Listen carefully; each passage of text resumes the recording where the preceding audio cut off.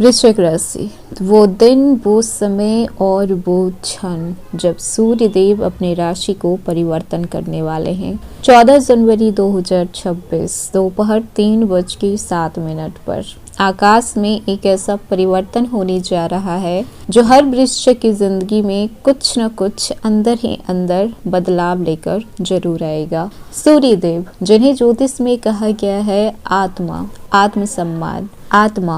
आत्मसम्मान, पिता, सत्ता, सफलता और जीवन की रोशनी से भी जोड़कर देखा जाता है, वही सूर्यदेव अपने ही पुत्र शनि की राशि में प्रवेश करने वाले हैं, जो कि मकर राशि है। और यही नहीं, ऐसे दिन मकर संक्रांति भी है, उत्तरायण की शुरुआत भी हो रही है और खरमास का अंत भी हो रहा है। यानी कि जो भी काम इन दिनों रुके हुए थे वो सारे काम अब चल पड़ेंगे। जिनकी भी किस्मत अटकी हुई थी, सोई हुई थी, तो अब उनकी किस्मत जागेगी और सोई हुई ऊर्जा करवट लेने वाली है। लेकिन क्या ये बदलाव हर किसी के लिए शुभ होने वाला है या फिर किन्हीं के लिए कर्म परीक्षा भी बन सकता है? तो वृश्चिक राशि, आप ध्यान से सुनिएगा कि आप वो राशि हो जो बेहद शांत होते हो, सिर्फ बाहर से, और अंदर से समंदर इतनी गहराई आप में होती है जिसकी की कोई हद नहीं,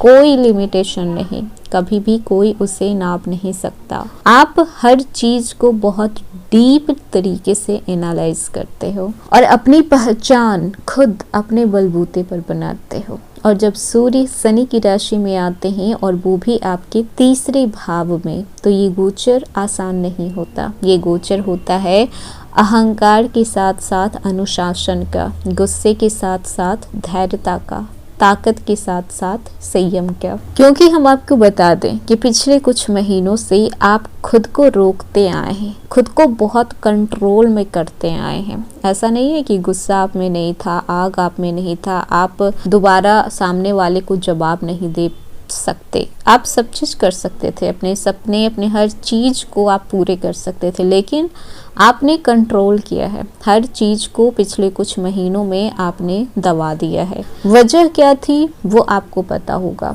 कि आप किन वजहों से ऐसा किया है। ये सूर्य और शनि का मिलन आसान नहीं होगा। सूर्य जहाँ पर कहते हैं कि मैं राजा हूँ, तो शनि कहते हैं कि राजा भी कर्म से चलता है।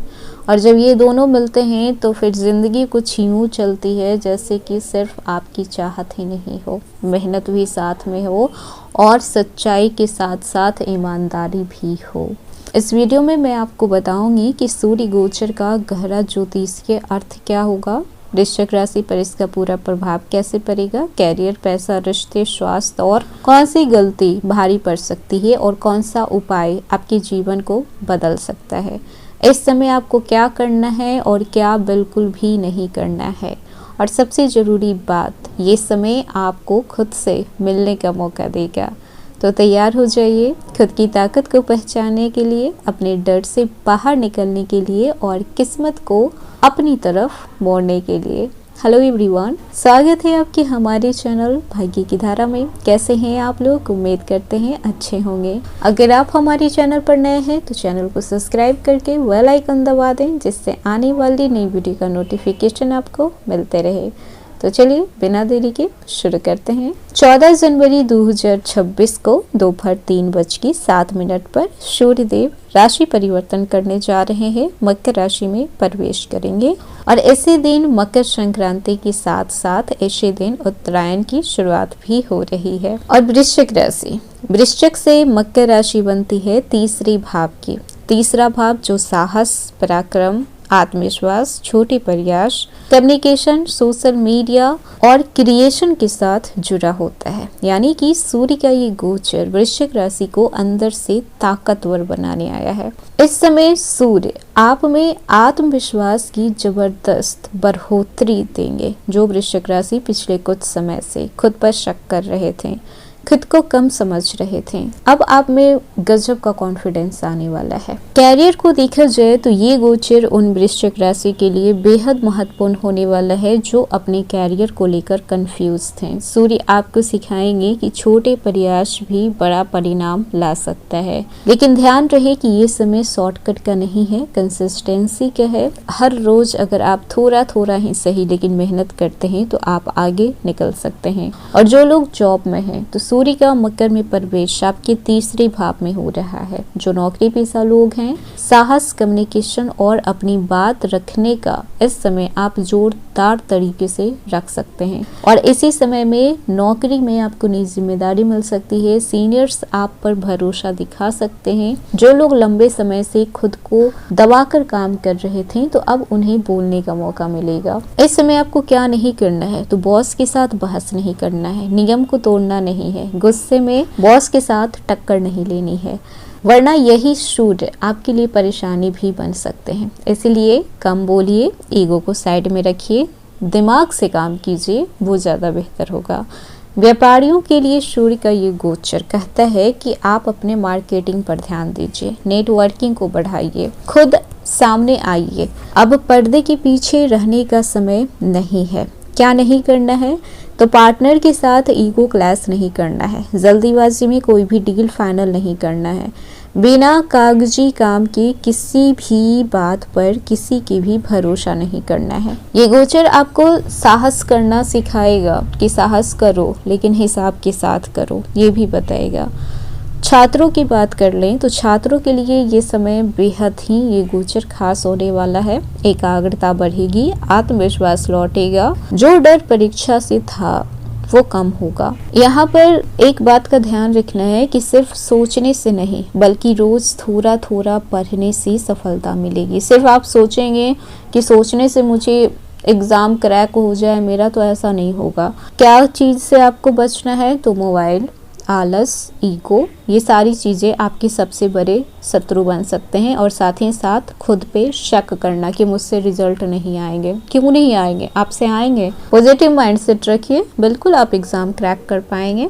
वहीं पर रिलेशनशिप को देखा जाए तो वृश्चिक राशि का दिल गहरा होता है और सूर्य उसके दिल में पॉजिटिवनेस की आग भी जला सकते हैं। प्रेम संबंध में सच सामने आएगा, बातें साफ होगी लेकिन तकरार भी हो सकती है। जो रिश्ता झूठ पर टिका है वो थोड़ा डगमगा सकता है और जो रिश्ते सच्चाई पे हैं तो वो और मजबूत होंगे।